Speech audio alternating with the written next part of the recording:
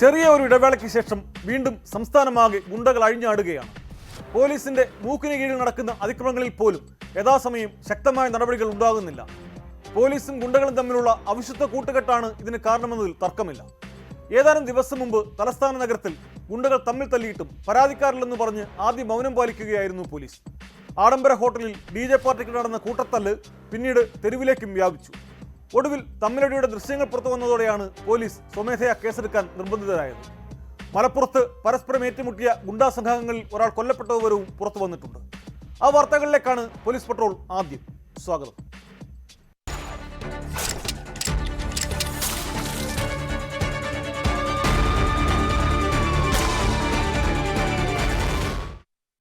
തിരുവനന്തപുരം പാളയത്ത് ആഡംബര ഹോട്ടലിലെ DJ പാർട്ടിക്കിടെ ഗുണ്ടാ സംഘങ്ങൾ തമ്മിൽ ഏറ്റുമുട്ടി.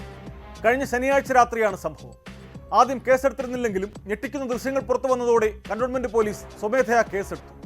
ഹോട്ടൽ അധികൃതരിൽ നിന്ന് പോലീസ് മൊഴിയെടുക്കും. ഏറ്റുമുട്ടലിന്റെ വീഡിയോ പരിശോധിച്ചാകും പോലീസിന്റെ തുടർ നടപടികൾ. ലഹരിക്കേസിലെ പ്രതിയും കൊലക്കേസ് പ്രതിയുമെല്ലാം DJ പാർട്ടിയിൽ പങ്കെടുത്തിരുന്നുവെന്നാണ് പോലീസിന് ലഭിച്ച വിവരം.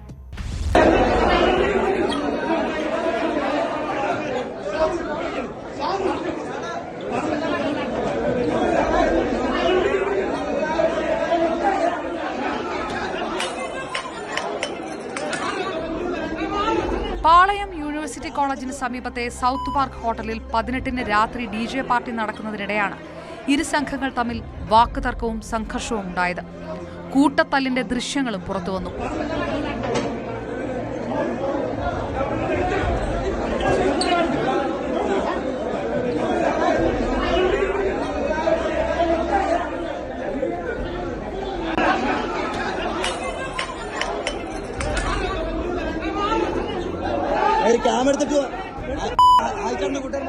പിന്നീട് സംഘർഷങ്ങളുടെ തുടർച്ചയായി ജനറൽ ആശുപത്രിക്ക് സമീപം യുവാവിനെ ക്രൂരമായി മർദ്ദിച്ചു. ഇത് കണ്ട് സമീപത്തുണ്ടായിരുന്നവർ തടിച്ചുകൂടിയതോടെയാണ് മർദ്ദനം അവസാനിപ്പിച്ചത്. ഗുരുതരമായി പരിക്കേറ്റ യുവാവ് ആശുപത്രിയിൽ ചികിത്സ തേടി.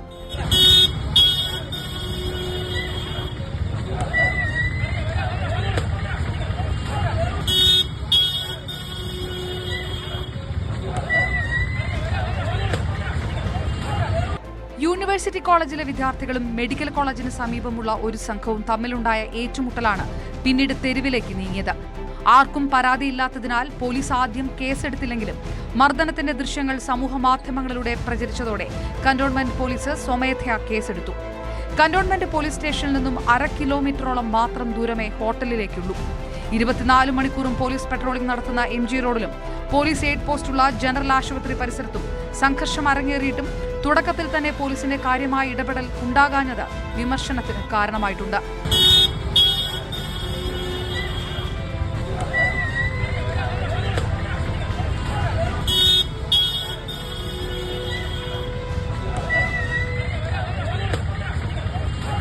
ന്യൂസ് 18 തിരുവനന്തപുരം. വാളെടുക്കുന്നവൻ വാളാൽ എന്നൊരു ചൊല്ലുണ്ട്. ഗുണ്ടാപ്രവർത്തനം നടത്തി നിരപരാധികളുള്ള ചോര വെട്ടുന്നവർ പലപ്പോഴും അവസാനിക്കുക എതിർസംഘത്തിലുള്ളവരുടെ കൈകൊണ്ടാകും. മലപ്പുറം എടവണ്ണപ്പാറയിൽ ഗുണ്ടാസംഘങ്ങൾ തമ്മിലുള്ള ഏറ്റുമുട്ടലിൽ പരിക്കേറ്റ് ചികിത്സയിലായിരുന്നയാൾ മരിച്ചു. ഗുണ്ടാസംഘമായ എടവണ്ണപ്പാറ സ്വദേശി സജീം അലിയാണ് കൊല്ലപ്പെട്ടത്. കഴിഞ്ഞ ശനിയാഴ്ച ഉണ്ടായ ഏറ്റുമുട്ടലിലാണ് സജീം അലിക്ക് ഗുരുതരമായി പരിക്കേറ്റത്. കോഴിക്കോട് മെഡിക്കൽ കോളേജിൽ ചികിത്സയിലിരിക്കെയാണ് മരണം. സംഭവത്തിൽ പോലീസ് അന്വേഷണം തുടങ്ങി.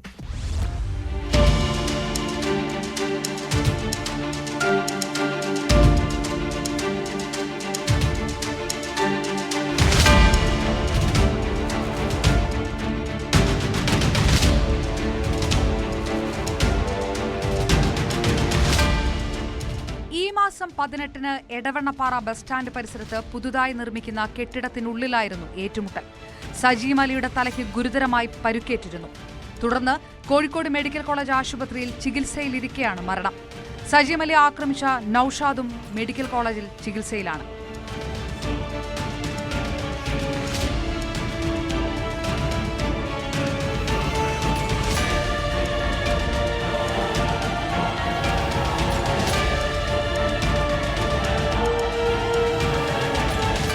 വാഴക്കാട് പോലീസ് സ്ഥലത്തെത്തി അന്വേഷണം ആരംഭിച്ചു. വിരലടയാള വിദഗ്ധരും ഫോറൻസിക് വിഭാഗവും സംഘട്ടനം നടന്ന സ്ഥലത്ത് പരിശോധന നടത്തി. ഇവിടെ രക്തം കട്ടപിടിച്ചു കിടക്കുന്നുണ്ട്. സംഘട്ടനത്തിൽ എത്ര ആളുകൾ ഉണ്ടായിരുന്നു എന്നത് വ്യക്തമായിട്ടില്ല. എടവണ്ണപ്പാറയിൽ ഹോംഗാർഡിനെ ആക്രമിച്ച കേസടക്കം നിരവധി കേസുകളിലെ പ്രതിയാണ് സജീമലി. ബ്ലേഡ് കൊണ്ട് ദേഹത്ത് വരയുന്നതായിരുന്നു സജീമലിയുടെ ആക്രമണ രീതിയെന്ന് പോലീസ് പറഞ്ഞു.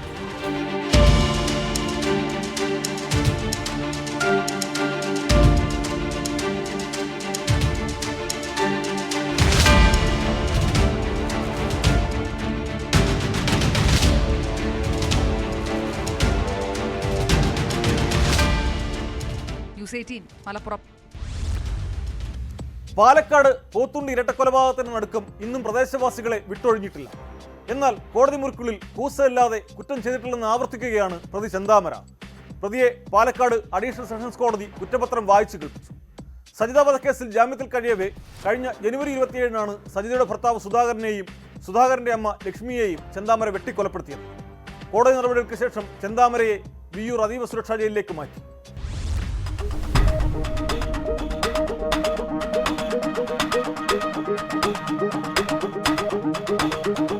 സുധാകരനെയും സുധാകരന്റെ അമ്മ ലക്ഷ്മിയെയും വെട്ടിക്കൊലപ്പെടുത്തിയത് താനല്ലെന്നാണ് ഇരട്ടക്കൊലക്കേസ് പ്രതി ചെന്താമര കോടതിയിൽ പറഞ്ഞത്. കേസിൽ കുറ്റപത്രം വായിച്ചു കേൾപ്പിച്ച ശേഷം കുറ്റം ചെയ്തിട്ടുണ്ടോ എന്ന പാലക്കാട് 4ാം അഡീഷണൽ ജില്ലാ കോടതി ജഡ്ജി കെന്നത്ത് ജോർജിന്റെ ചോദ്യത്തോടായിരുന്നു ചെന്താമരയുടെ പ്രതികരണം. കേസിന്റെ വിചാരണ നടപടികൾ 24-ന് തുടങ്ങും. കുറ്റപത്രം വായിച്ചു കേൾപ്പിച്ച ശേഷം ചെന്താമരയെ വിയ്യൂരിലെ അതീവ സുരക്ഷാ ജയിലിലേക്ക് മാറ്റി.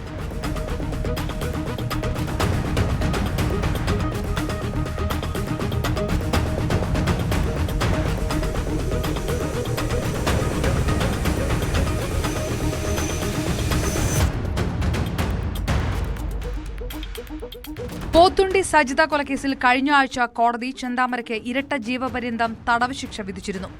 2019 ഓഗസ്റ്റ് 31-നായിരുന്നു നെന്മാറ പോത്തുണ്ടി ബോയൻ നഗർ സ്വദേശിനി സജിതയെ അയൽവാസിയായ ചെന്താമര കൊലപ്പെടുത്തുന്നത്. ആ കേസിൽ ജാമ്യത്തിലിറങ്ങിയ ശേഷം കഴിഞ്ഞ ജനുവരി 27-നാണ് സജിതയുടെ ഭർത്താവ് സുധാകരനെയും സുധാകരന്റെ അമ്മ ലക്ഷ്മിയെയും വെട്ടിക്കൊന്നത്. ഭാര്യയും മകളും തന്നെ വിട്ടുപോയത് അയൽവാസികൾ കാരണമാണെന്ന സംശയത്തെ തുടർന്നായിരുന്നു ക്രൂരമായ കൊലപാതകങ്ങൾ.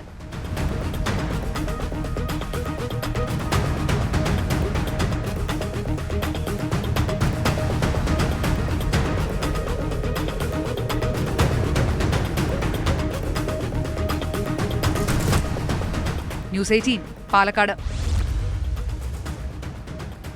കോഴിക്കോട് താമരശ്ശേരിയിൽ വൻ സംഘർഷം. Fresh cut അറവുമാലിന്യ സംസ്കരണത്തിനെതിരായ പ്രതിഷേധത്തിനിടെയാണ് സംഘർഷമുണ്ടായത്. സംഘർഷത്തിനിടെ നാട്ടുകാർ ഫാക്ടറിക്ക് തീയിട്ടു. 15ഓളം വാഹനങ്ങളും തീവച്ച് നശിപ്പിച്ചു. സംഘർഷത്തിൽ കോഴിക്കോട് റൂറൽ എസ് പി ഉൾപ്പെടെ നിരവധി പോലീസുകാർക്കും സമരക്കാർക്കും പരിക്കേറ്റു.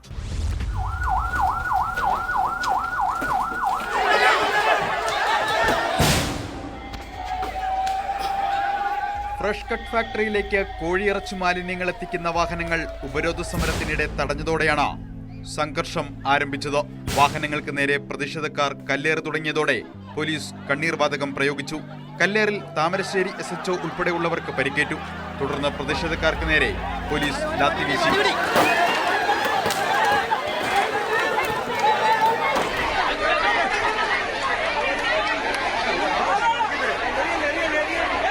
പരിക്കേറ്റവരെ ആശുപത്രികളിലേക്ക് മാറ്റി. സ്ഥിതിഗതികൾ നിയന്ത്രിക്കുന്നതിനായി സ്ഥലത്തെത്തിയ റൂറൽ എസ് പിക്കും കല്ലേറിൽ പരിക്കേറ്റു. ഇദ്ദേഹത്തിന് കോഴിക്കോട് സ്വകാര്യ ആശുപത്രിയിൽ ചികിത്സ നൽകി. സംഘർഷത്തിൽ 20-ലധികം പോലീസുകാർക്കും നിരവധി നാട്ടുകാർക്കുമാണ് പരിക്കേറ്റത്. സ്ത്രീകളടക്കമുള്ളവർ സ്ഥലത്ത് പ്രതിഷേധവുമായി എത്തി. ആർക്ക് പ്രതിഷേധം ഉണ്ടെങ്കിൽ ഒരു സൈലന്റ് ആയിട്ട് ചെയ്യാൻ ഞങ്ങൾക്ക് സപ്പോർട്ടാണ്. ഇനി ഇങ്ങനെ വഴി തടിയുക, ഇങ്ങനെ ചെയ്താൽ ഞങ്ങൾ ഒരിക്കലൊക്കെ ഞങ്ങൾ സമ്മതിക്കാൻ പറ്റത്തില്ല. ഇപ്പൊ SP വളരെ ഗുരുതര പരിക്കുകളുണ്ട്. നിങ്ങൾ വീഡിയോ എല്ലാം കണ്ടിട്ടുണ്ടാവും. ഹോസ്പിറ്റലിൽ അഡ്മിറ്റ് ആണ്, ചികിത്സ ആകുന്നുണ്ട്, സംസാരിച്ചിട്ടുണ്ട്. പിന്നെ SHO ഇപ്പൊ ഇവിടെ തന്നെ കാല് മുഴുവൻ പോയിട്ടുണ്ടെങ്കിൽ പുള്ളി വന്നിട്ടിരിക്കുക. So we are trying our level best. Will take the legal path. നമ്മളെ നിയമം അനുസരിച്ചിട്ടുള്ള കാര്യങ്ങളാണ് ഇനി ചെയ്യാൻ പോകുന്നത്. പോലീസും പ്രതിഷേധക്കാരും ഏറ്റുമുട്ടുന്നതിനിടെ ചിലർ ഫാക്ടറിക്ക് തീയിട്ടു. തീയണയ്ക്കാൻ പുറപ്പെട്ട ഫയർഫോഴ്സിന്റെ വാഹനം സമരക്കാർ തടഞ്ഞു.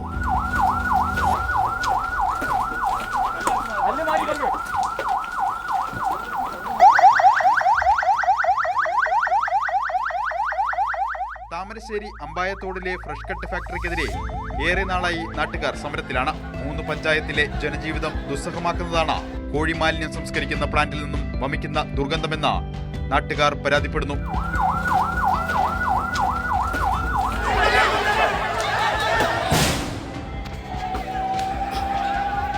News18 കോഴിക്കോട്. മലപ്പുറം മഞ്ചേരിയിൽ പുല്ലുവെട്ടുന്ന യന്ത്രം കൊണ്ട് യുവാവിനെ കഴുത്തറുത്തു കൊന്ന കേസിലെ പ്രതി ജയിലിനുള്ളിൽ പരാക്രമം കാട്ടി. അക്രമ സ്വഭാവം കാണിച്ച ഇയാളെ ഒടുവിൽ ബലം പ്രയോഗിച്ച് ആശുപത്രിയിലേക്ക് മാറ്റി. മലപ്പുറം ചാരങ്കാവ് സ്വദേശി മൊയ്തീനെയാണ് ആശുപത്രിയിൽ പ്രവേശിപ്പിച്ചത്. ലഹരിക്കടിമയായ ഇയാൾ ലഹരി കിട്ടാതായതോടെ സമനില തെറ്റിയതുപോലെ പെരുമാറുകയായിരുന്നു എന്നാണ് ജയിലധികൃതർ പറയുന്നത്.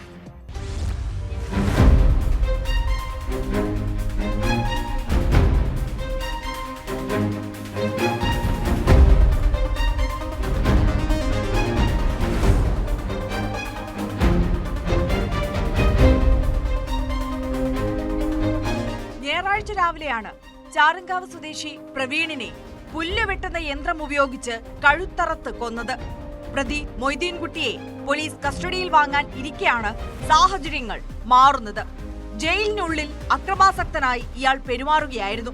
മൊയ്തീൻ ലഹരിക്ക് അടിമപ്പെട്ട ആളാണെന്നും ലഹരി ലഭിക്കാത്തതുകൊണ്ടാണ് ഇങ്ങനെ പെരുമാറുന്നതെന്നുമാണ് വിവരം. പ്രതിയെ വൈദ്യപരിശോധനയ്ക്കായി കൊണ്ടുപോകുന്നതിനും പോലീസിന് ഏറെ ബുദ്ധിമുട്ട് നേരിട്ടു. അക്രമാസക്തനായ പ്രതിയെ കയ്യാമം വെച്ച് ബലം പ്രയോഗിച്ചാണ് ആശുപത്രിയിലെത്തിച്ചത്.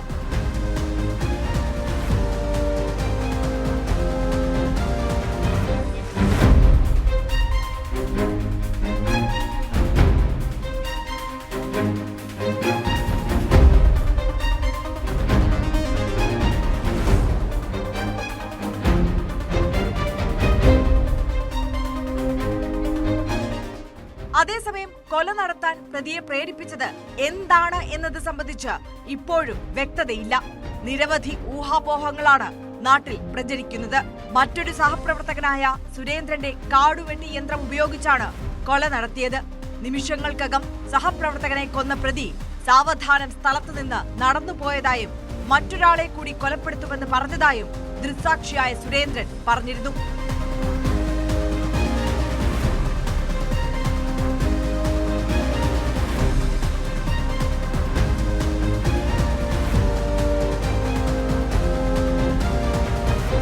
News18 മലപ്പുറം. നടൻ അജ്മൽ അമീറിനെതിരെ വെളിപ്പെടുത്തലുമായി കൂടുതൽ പെൺകുട്ടികൾ രംഗത്ത്. അജ്മൽ വലയിൽ വീഴ്ത്താൻ ശ്രമിച്ചുവെന്നാണ് ആരോപണം. ഇത് സംബന്ധിച്ച ശബ്ദ സന്ദേശങ്ങളും പുറത്തുവന്നു. അതിനിടെ നടിയും ഡിസൈനറുമായ റോഷ്ന റോയിയും അജ്മൽ അയച്ച സന്ദേശങ്ങളുടെ സ്ക്രീൻഷോട്ട് പുറത്തുവിട്ടിട്ടുണ്ട്. എനിക്കും കിട്ടി അണ്ണന്റെ AI മെസ്സേജ് എന്ന പരിഹാസത്തോടെയാണ് റോഷ്നയുടെ പോസ്റ്റ്.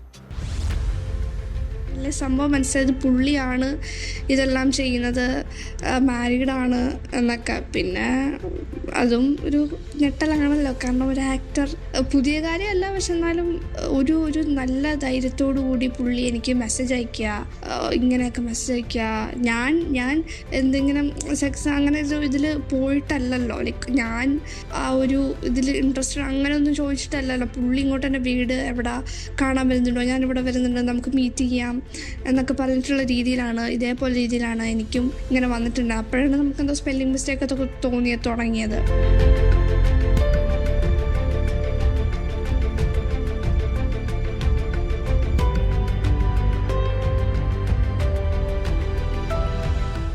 അജ്മലിൽ നിന്ന് മോശം അനുഭവമുണ്ടായെന്നാണ് പെൺകുട്ടിയുടെ വെളിപ്പെടുത്തൽ.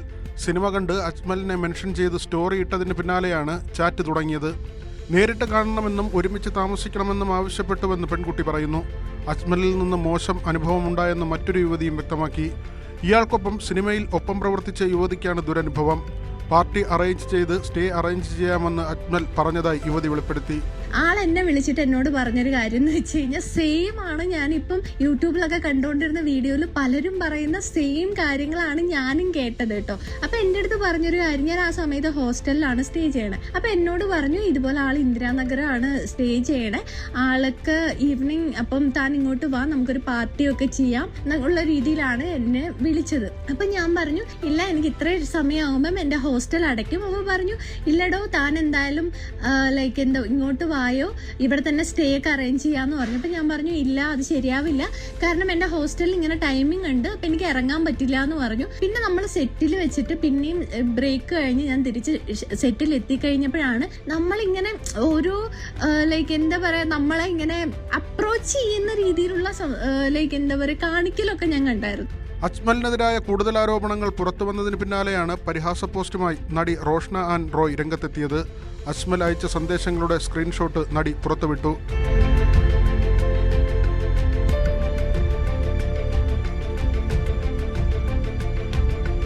എനിക്കും കിട്ടി അണ്ണൻ്റെ AI മെസ്സേജ് എന്ന പരിഹാസത്തോടെയാണ് റോഷ്ന വീഡിയോ പോസ്റ്റ് ചെയ്തിരിക്കുന്നത്.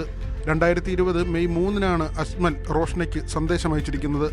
പ്രചരിക്കുന്ന സന്ദേശങ്ങൾ AI നിർമ്മിതമാണെന്നും അക്കൗണ്ട് കൈകാര്യം ചെയ്തവർ അയച്ചതാണെന്നുമുള്ള അജ്മലിൻ്റെ വിശദീകരണ വീഡിയോയ്ക്കൊപ്പമാണ് റോഷ്ന സ്ക്രീൻഷോട്ട് പങ്കുവച്ചത്.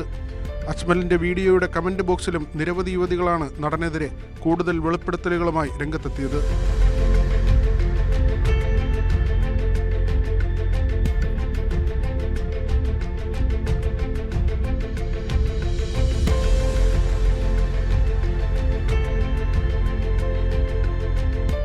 News desk news 18. ചാരിറ്റിയുടെ പേരിൽ വീടുകൾ കയറി പണം പിരിക്കുന്ന പ്രവണത സമീപകാലത്ത് ഏറെ വർദ്ധിച്ചിട്ടുണ്ട്. പലരും ഇതിനായി വേതനവും കമ്മീഷനും ഒക്കെ കൊടുത്താണ് ആളുകളെ നിയോഗിക്കുന്നത്. ഇതിൽ ചിലരെങ്കിലും ക്രിമിനൽ ചിന്താഗതിക്കാരാണ്. കാസർഗോഡ് ടെസ്റ്റിന്റെ പേരിൽ പിരിവിനെന്ന് പറഞ്ഞ് വീട്ടിലെത്തിയ 59-കാരൻ 9 വയസ്സുകാരിയെ പീഡിപ്പിക്കാൻ ശ്രമിച്ചു. നടുക്കമുണ്ടാക്കുന്ന സംഭവത്തിൽ കൊടക്കാട് വെള്ളച്ചാലിലെ CP ഖാലിദ് അറസ്റ്റിലായി.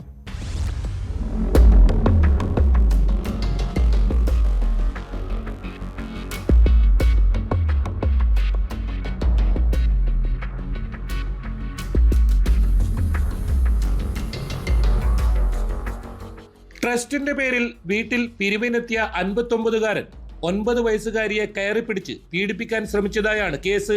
പ്രതിയെ നീലേശ്വരം പോലീസ് അറസ്റ്റ് ചെയ്തു. കൊടക്കാട് വെള്ളച്ചാൽ CP ഖാലിദിനെയാണ് പോക്സോ നിയമപ്രകാരം അറസ്റ്റ് ചെയ്തത്.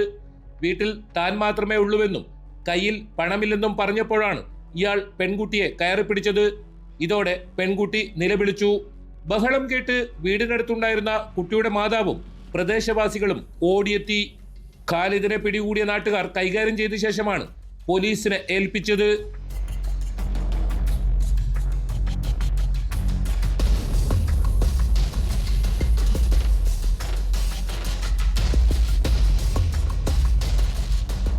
മലപ്പുറത്തെ ട്രസ്റ്റിന്റെ പേരിൽ സംഭാവന ചോദിച്ചെത്തിയതായിരുന്നു പ്രതി. ഇയാൾക്കെതിരെ പോക്സോ വകുപ്പ് പ്രകാരമാണ് കേസെടുത്തത്. ഹോസ്ദുർ ജുഡീഷ്യൽ 1-ാം ക്ലാസ് മജിസ്ട്രേറ്റ് കോടതിയിൽ ഹാജരാക്കിയ പ്രതിയെ 14 ദിവസത്തേക്ക് റിമാൻഡ് ചെയ്തു.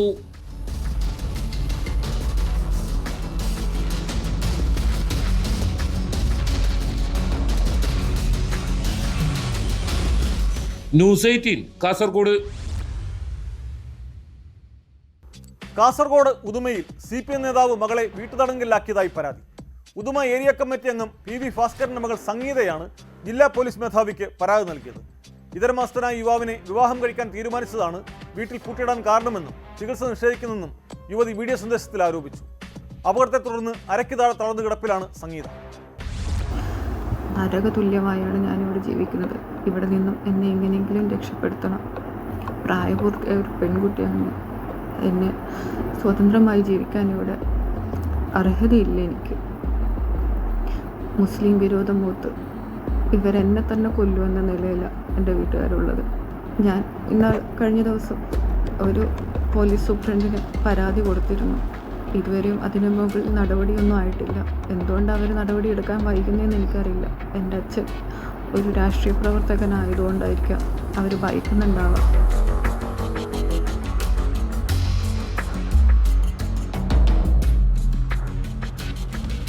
ഉദുമയിലെ 34-കാരിയാണ് പിതാവിനും കുടുംബത്തിനുമെതിരെ ഗുരുതര ആരോപണങ്ങൾ ഉന്നയിച്ച് രംഗത്തെത്തിയത്. 2 വർഷം മുൻപ് വാഹനാപകടത്തെ തുടർന്ന് പെൺകുട്ടിയുടെ അരക്ക് താഴെ തളർന്നു പോയിരുന്നു. പിന്നീട് ചികിത്സ നൽകിയ യുവാവുമായി യുവതി സൗഹൃദത്തിലാവുകയായിരുന്നു. വിവാഹം കഴിക്കണമെന്ന ആവശ്യത്തെ വീട്ടുകാർ എതിർത്തതായും വീട്ടിൽ പൂട്ടിയിട്ട് മർദ്ദിച്ചെന്നും ചികിത്സ നിഷേധിച്ചതായും പരാതിയിൽ പറയുന്നു. എനിക്ക് മെഡിക്കലി ഒരുപാട് ഇഷ്യൂസ് ഉണ്ടായിരുന്നു. ആ ഇഷ്യൂസ് എല്ലാം എനിക്ക് ഈ ട്രീറ്റ്മെൻറ്റ് വഴി 1 by 1 ആയിട്ട് ക്യൂർ ആവുകയും നടക്കാനുള്ളൊരു ബോഡി ടോണായിട്ട് വരികയും ചെയ്യുന്ന സമയത്തിൽ എനിക്ക് എൻ്റെ ആരോഗ്യപരമായെന്ന് മാത്രമല്ല എൻ്റെ ജീവിതത്തിലോട്ടും ഇനിയും ഒരുപാട് മുന്നിൽ പോകാനുണ്ട്. എനിക്ക് എൻ്റെ നഷ്ടപ്പെട്ട ജീവിതം തിരിച്ചു കിട്ടുന്നുള്ള ഒരു രീതിക്ക് വൈദ്യർ എന്നെ എൻ്റെ ലൈഫിൽ എന്നോട് അച്ചീവ് ചെയ്യാനും എന്നെ പ്രോത്സാഹിപ്പിച്ചൊരു മനുഷ്യനാണ്. എനിക്കത് കാണാനുമുണ്ട്. ആ ഒരു വൈദ്യപരമായിട്ടും പേഴ്സണലായിട്ടും എനിക്ക് ഇത്രയും ഒരു എഫേർട്ട് കിട്ടിയ ഒരു സിസ്റ്റം ഇത്രയും നാളായിട്ട് എൻ്റെ ലൈഫിലില്ലായിരുന്നു. അത് കിട്ടിയതിൻ്റെ പേരിൽ എൻ്റെ അച്ഛനും അമ്മയ്ക്കും അത് ഡൈജസ്റ്റ് ആവാത്തതിൻ്റെ പേരിൽ എൻ്റെ ട്രീറ്റ്മെൻറ്റ് നിർത്തി എന്നെ വീട്ടിലേക്ക് കൊണ്ടുവരുമോ. ഏകദേശം മാസങ്ങൾ 5 മാസം കഴിഞ്ഞ് ഞാൻ എൻ്റെ വീട്ടുതടങ്കലിലാണ്. പിതാവിന്റെ സ്വാധീനം ഉപയോഗിച്ച് കേസ് അട്ടിമറിക്കാൻ ശ്രമം നടന്നതായും യുവതി വീഡിയോ സന്ദേശത്തിൽ ആരോപിച്ചു. അതേസമയം യുവതിയുടെ വെളിപ്പെടുത്തലിൽ വീട്ടുകാരോ പാർട്ടി നേതൃത്വമോ ഇതുവരെ പ്രതികരിച്ചിട്ടില്ല.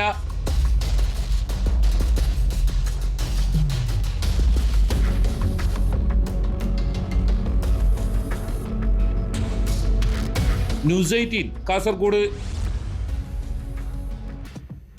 ശബരിമല സ്വർണ്ണക്കൊള്ളയിൽ നടപടികൾ കടുപ്പിക്കുകയാണ് ഹൈക്കോടതി.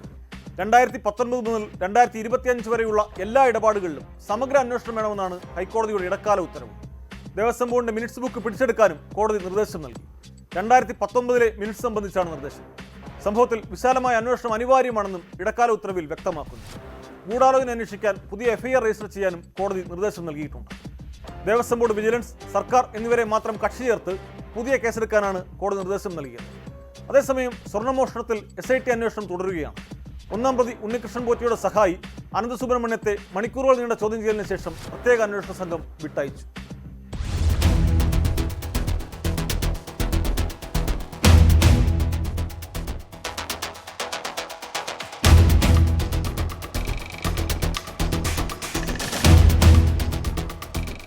ശബരിമലയിലെ സ്വർണ്ണപ്പാളിയിലെ സ്വർണ്ണമോഷണവുമായി ബന്ധപ്പെട്ട കേസ് പരിഗണിക്കുന്ന SIT ഇടക്കാല അന്വേഷണ പുരോഗതി റിപ്പോർട്ട് ഹൈക്കോടതിയിൽ ഹാജരാക്കിയതിൻ്റെ അടിസ്ഥാനത്തിൽ തന്നെ അടച്ചിട്ട മുറിയിലായിരുന്നു അന്വേഷണ ഉദ്യോഗസ്ഥരുമായി ഹൈക്കോടതി ഈ വിഷയം ചർച്ച ചെയ്തത്.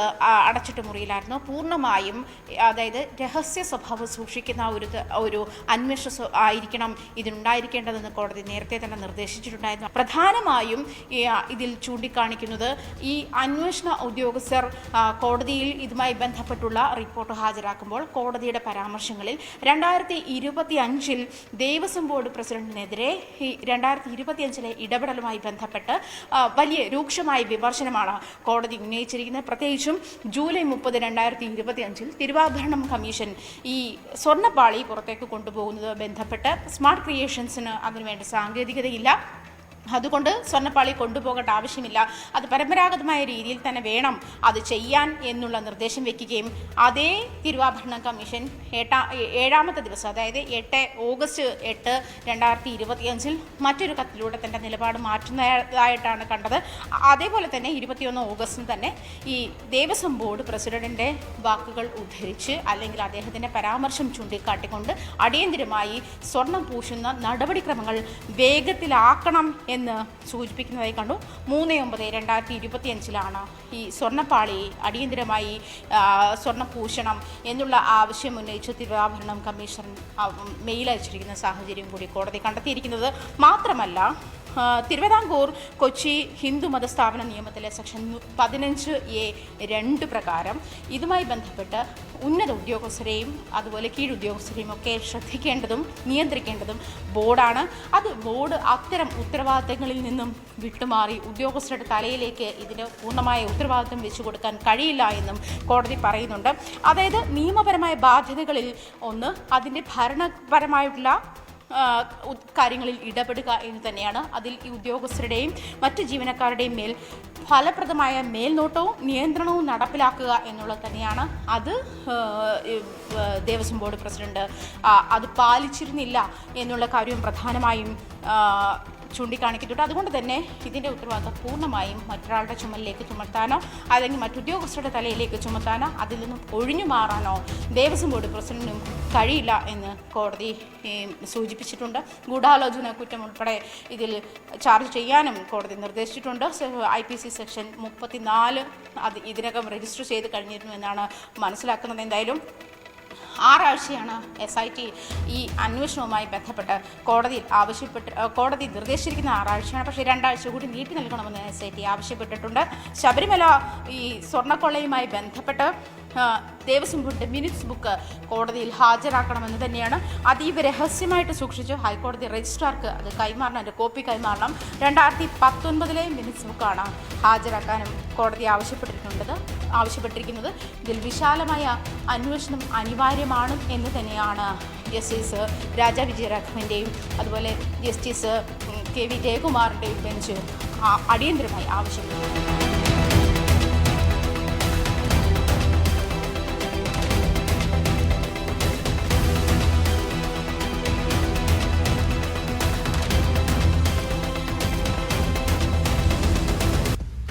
ഹജ്ജിന് കൊണ്ടുപോകാമെന്ന് പറഞ്ഞ് മലപ്പുറം തിരൂരങ്ങാടിയിൽ പണം വാങ്ങി വഞ്ചിച്ചെന്ന് പരാതി. പണം നഷ്ടമായവർ ട്രാവൽസ് ഉടമയുടെ വീട്ടിലേക്ക് പ്രതിഷേധം സംഘടിപ്പിച്ചു. ചെമ്മാട് ദാറുൽ ഈമാൻ ട്രാവൽസ് ഉടമ VP അഫ്സലിന്റെ വീട്ടിലേക്കാണ് ഹജ്ജിന് പണം നൽകിയവരും ബന്ധുക്കളും പ്രതിഷേധ മാർച്ച് സംഘടിപ്പിച്ചത്.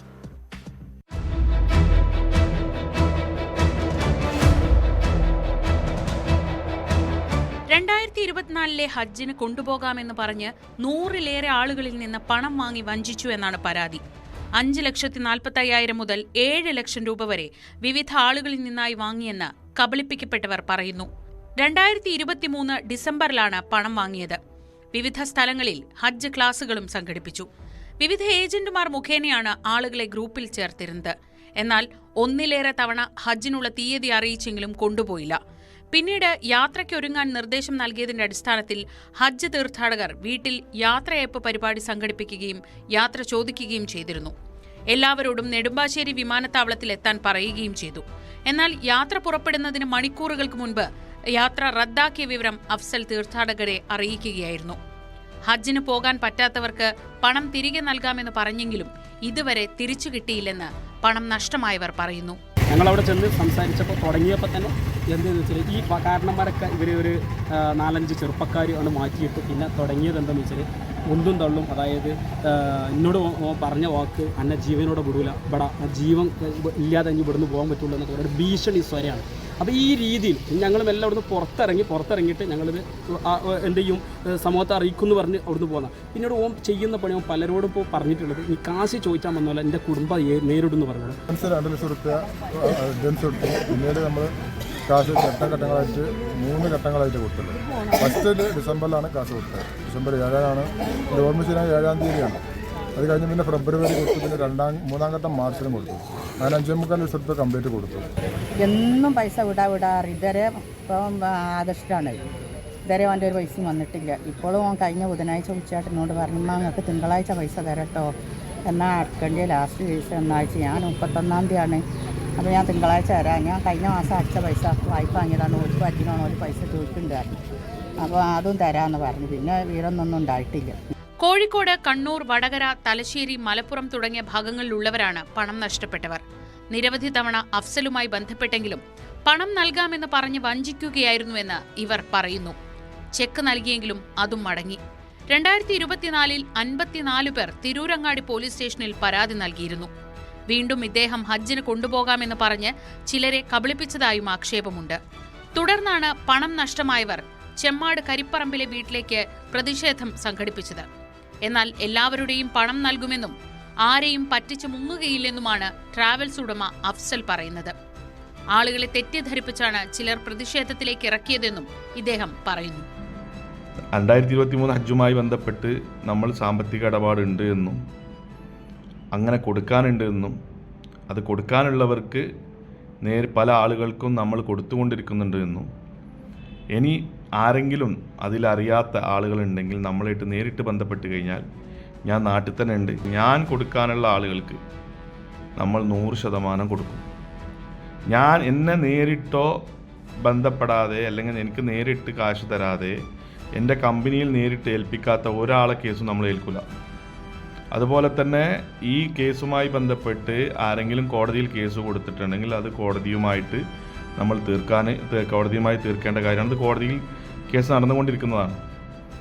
ഇത് ഒരാൾക്കും നമ്മൾ ₹1 കൊടുക്കൂലെന്നോ ഈ ചെയ്യൂലെന്നോ ഇതുവരെ നമ്മൾ പറഞ്ഞിട്ടില്ല. കഴിഞ്ഞ തവണ പോകാൻ കഴിയാത്ത പലർക്കും ഇത്തവണ സർക്കാരിന്റെ ഹജ്ജ് ഗ്രൂപ്പിൽ അവസരം ലഭിച്ചിട്ടുണ്ട്. എന്നാൽ ഇതിന് നൽകാൻ പണമില്ലാതെ വിഷമിക്കുകയാണെന്നും ട്രാവൽസിൽ നൽകിയ പണം തിരിച്ചു കിട്ടിയാൽ മാത്രമേ ഹജ്ജിന് പണമടയ്ക്കാൻ സാധിക്കൂ എന്നാണ് പരാതിക്കാരുടെ വാദം.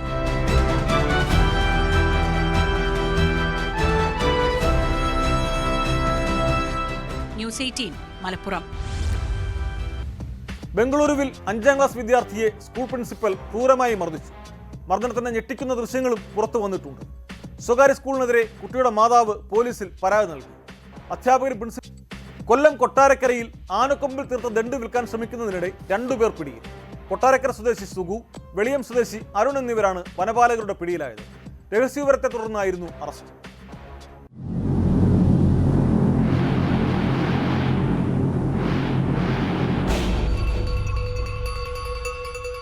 വിൽപ്പനയ്ക്ക് വേണ്ടി സുഗുവിന്റെ കയ്യിൽ ആനക്കൊമ്പിൽ തീർത്ത ദണ്ടുണ്ടെന്ന രഹസ്യവിവരത്തെ തുടർന്ന് വനപാലകർ സുഗുവിനെ സമീപിക്കുകയായിരുന്നു. ഇന്റലിജൻസ് വിഭാഗം നൽകിയ വിവരത്തെ തുടർന്നായിരുന്നു പരിശോധന. 50 ലക്ഷത്തിന് വില പറഞ്ഞ് ഉറപ്പിച്ച ശേഷം ആവശ്യക്കാരെന്ന വ്യാജേന സമീപിച്ചാണ് പ്രതികളെ പിടികൂടിയത്.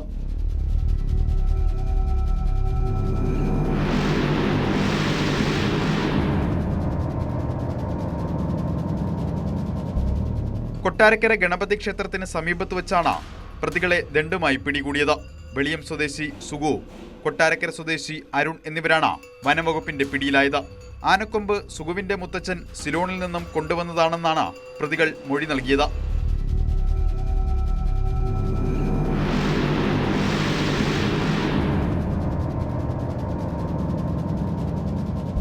അഞ്ചൽ പത്തനാപുരം റേഞ്ച് ഉദ്യോഗസ്ഥർ ചേർന്നാണ് ഇവരെ പിടിച്ചത്. പ്രതികളുടെ വാഹനവും കസ്റ്റഡിയിലെടുത്തിട്ടുണ്ട്. കൂടുതൽ വിവരങ്ങൾ ലഭിക്കുന്നതിനായി ഇരുവരെയും അഞ്ചൽ ഫോറസ്റ്റ് ഓഫീസിൽ ചോദ്യം ചെയ്തു വരികയാണ്.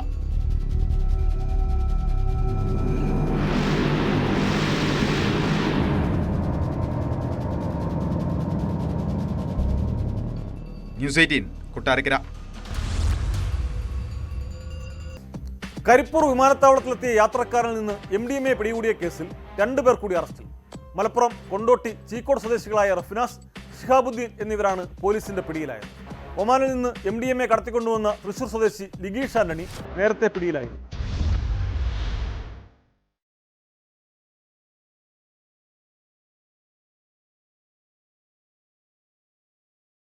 ഞായറാഴ്ച ഒമാനിൽ നിന്നെത്തിയ തൃശൂർ കൊരട്ടി പഴയക്കര വീട്ടിൽ ലിഗീഷ് ആന്റണിയാണ് 1 കിലോഗ്രാം MDMAയുമായി വിമാനത്താവളത്തിന് പുറത്തുവെച്ച് പോലീസ് പിടികൂടിയത്. ലിഗീഷ് ആന്റണിയിൽ നിന്ന് MDMA കൈപ്പറ്റാൻ എത്തിയതായിരുന്നു ഇപ്പോൾ പിടിയിലായ മലപ്പുറം കൊണ്ടോട്ടി സ്വദേശി റഫ്നാസ്, ചീക്കോട് സ്വദേശി ഷിഹാബുദ്ദീൻ എന്നിവർ. എന്നാൽ ലിഗീഷ് പിടിയിലായതറിഞ്ഞ് ഇവർ രക്ഷപ്പെട്ടു. പിന്നീട് പോലീസ് നടത്തിയ അന്വേഷണത്തിലാണ് ഇരുവരെ പിടികൂടിയത്.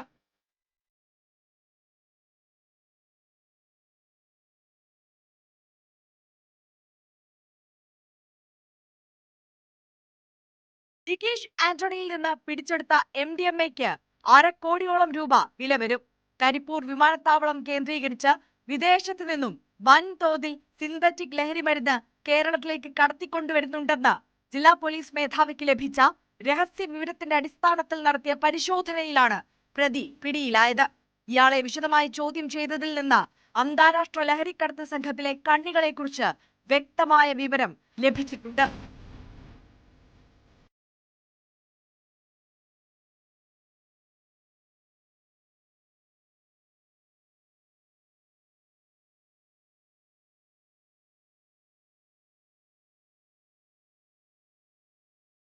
ന്യൂസ് 18 മലപ്പുറം. ഇടുക്കി ജില്ലയിലും മോട്ടോർ വാഹന വകുപ്പിന്റെ നേതൃത്വത്തിൽ എയർഹോണുകൾ റോഡ് റോളർ കയറ്റി നശിപ്പിച്ചു. തൊടുപുഴയിലാണ് 90ഓളം എയർഹോണുകൾ നശിപ്പിച്ചത്. തൊടുപുഴയിൽ നിന്നും സമീപ പ്രദേശങ്ങളിൽ നിന്നും പിടികൂടിയവയാണിവ. വരും ദിവസങ്ങളിൽ എയർഹോൺ ഹണ്ടിംഗ് ഡ്രൈവ് തുടരുമെന്ന് മോട്ടോർ വാഹന വകുപ്പ് അറിയിച്ചു.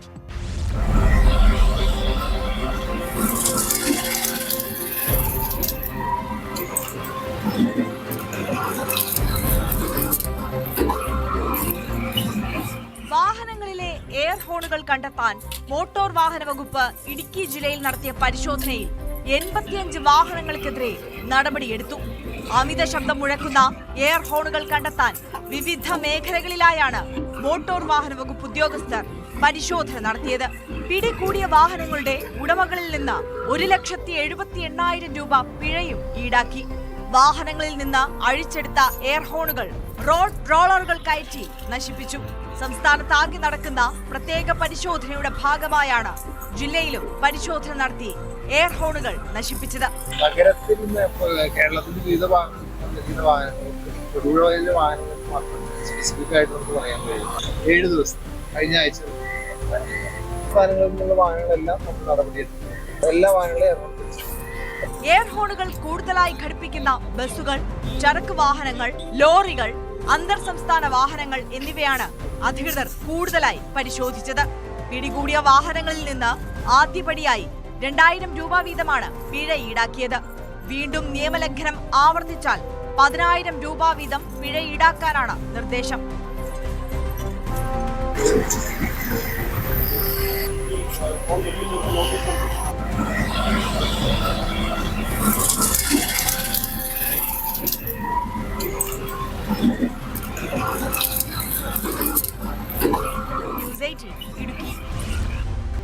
കൊല്ലം പുനലൂർ താലൂക്ക് ആശുപത്രിയിൽ ചികിത്സാപ്പിഴവ് മൂലം യുവതി മരിച്ചെന്ന പരാതിയിൽ പോലീസ് അന്വേഷണം തുടങ്ങി.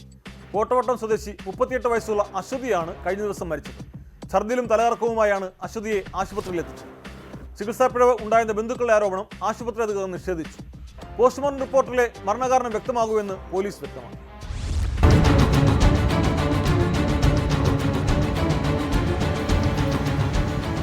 തിങ്കളാഴ്ച വൈകിട്ട് 3 മണിയോടെയാണ് കോട്ടവട്ടം സ്വദേശിയായ 38 വയസ്സുള്ള അശ്വതിയെ ഛർദിയും തലകറക്കവുമായി പുനലൂർ താലൂക്ക് ആശുപത്രി അത്യാഹിത വിഭാഗത്തിലെത്തിച്ചത്. കുറച്ച് മണിക്കൂറുകൾക്ക് ശേഷം ആരോഗ്യനില ഗുരുതരമായതിനെ തുടർന്ന് ഇവരെ ICUവിൽ പ്രവേശിപ്പിച്ചു. തുടർന്ന് വൈകിട്ട് 6:30യോടെയാണ് യുവതി മരിച്ചതായി ബന്ധുക്കളെ അറിയിക്കുന്നത്. തുടർന്ന് അശ്വതിയുടെ മരണം ചികിത്സാപ്പിഴവാണെന്നാരോപിച്ച് ബന്ധുക്കൾ ആശുപത്രിയിൽ തടിച്ചുകൂടി.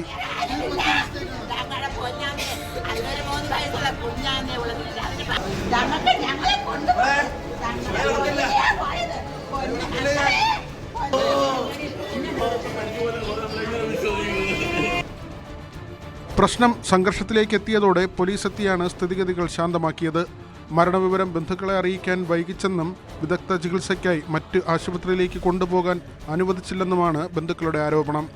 പുനലൂർ പോലീസ് ഇൻക്വസ്റ്റ് നടപടികൾ പൂർത്തിയാക്കി മൃതദേഹം പാരിപ്പള്ളി മെഡിക്കൽ കോളേജിലേക്ക് പോസ്റ്റ്മോർട്ടത്തിനായി അയച്ചു. പോലീസ് സർജന്റെ നേതൃത്വത്തിലാകും നടപടിക്രമങ്ങൾ. ഇതിനുശേഷം മാത്രമേ ബന്ധുക്കളുടെ ആരോപണത്തിൽ വ്യക്തതയുണ്ടാകൂ.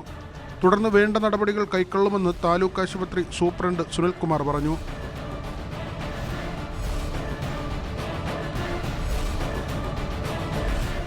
ന്യൂസ് 18 പുനലൂർ. കണ്ണൂരിൽ കോടതി നടപടികൾക്കിടെ പ്രതികളുടെ ദൃശ്യം ചിത്രീകരിച്ച CPM വനിതാ നേതാവിന് പിഴശിക്ഷ. CPM നേതാവും പയ്യന്നൂർ നഗരസഭ മുൻ വൈസ് ചെയർപേഴ്സണുമായ ജ്യോതിയെയാണ് 1000 രൂപ പിഴയടയ്ക്കാൻ ശിക്ഷിച്ചത്. കോടതി പിരിയും വരെ ഇവരെ കോടതിയിൽ നിർത്തുകയും ചെയ്തു. ആദ്യം ഇവരെ അറസ്റ്റ് ചെയ്യാൻ കോടതി ഉത്തരവിട്ടിരുന്നെങ്കിലും പിന്നീട് ശിക്ഷ പിഴയിൽ ഒതുക്കുകയായിരുന്നു. തളിപ്പറമ്പ് അഡീഷണൽ ജില്ലാ സെഷൻസ് കോടതിയിൽ ധനരാജ് വധക്കേസിലെ വിചാരണ നടക്കുന്നതിനിടെയാണ് സംഭവം. സാക്ഷി വിസ്താരത്തിനിടെയാണ് ജ്യോതി പ്രതികളുടെ ദൃശ്യം മൊബൈലിൽ ചിത്രീകരിച്ചത്. ഇവർക്കെതിരെ കോടതി രൂക്ഷ വിമർശനം ഉയർത്തുകയും ചെയ്തു. ഇന്നത്തെ പോലീസ് പട്രോൾ പൂർത്തിയാകുന്നു. നമസ്കാരം.